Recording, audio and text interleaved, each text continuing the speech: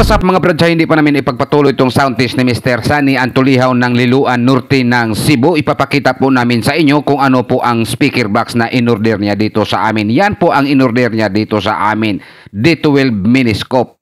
MCB Cebu Box Maker. Yan po ang speaker box na in-order ni Mr. Customer dito sa amin. Yan po ang tinatawag namin na D12 Miniscope. Yan, gusto po ni Mr. Customer palagyan ng plunger at gusto po niya na plastic corner guard lang po ang ipakabit.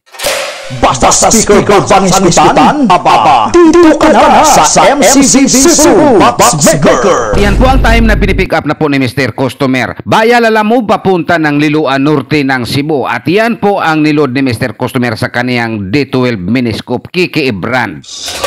At bukod pa sa nauna niyang order mga brad, ay nagdagdag na naman po siya sa pag-order ulit ng dalawang D12 Miniscope pa rin. At gusto po niya na palagyan na ng handle sa gilid at wala na ring plunger. This is MCB Cebu Box Maker. MCB. Basta speaker box ang iskutan, aba, dito ka na. This is MCB Cebu Box Maker. Owned in Venice by Mr. Perry and Jolly Tabulong. At ganun pa rin sa nauna niyang order dito sa atin mga brad, plastic corner guard lang po ang ikinakabit namin. At ito po ang turquoise handle ang ikinakabit namin sa kaniyang D12 Miniscope. At gusto po niya na palagyan pa rin ng perforated screen sa harap. 0287. This is MCB Cebu Box Maker. Cebu Sounds Expo 2024. So sa iyo, Mr. Sunny Antulihaw ng Liloan Norte ng Cebu, maraming salamat sir sa inyong pagtiwala po dito sa amin. At maraming salamat rin sa pag-order mo ulit sa amin.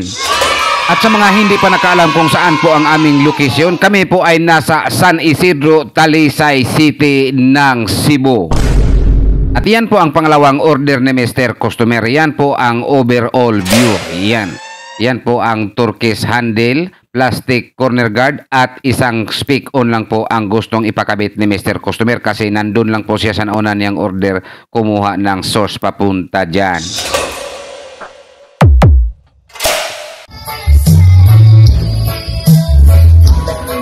By the way mga brad, yung sound test na ipaparinig po namin sa inyo ay kunti lang po kasi takot na po kami sa copyright. At yan po ang mga processor ni Mr. Sunny Antulihaw ng Liloan Norte ng Cebu. Napakaganda po ang kaniyang setup at original din ang kaniyang turquoise.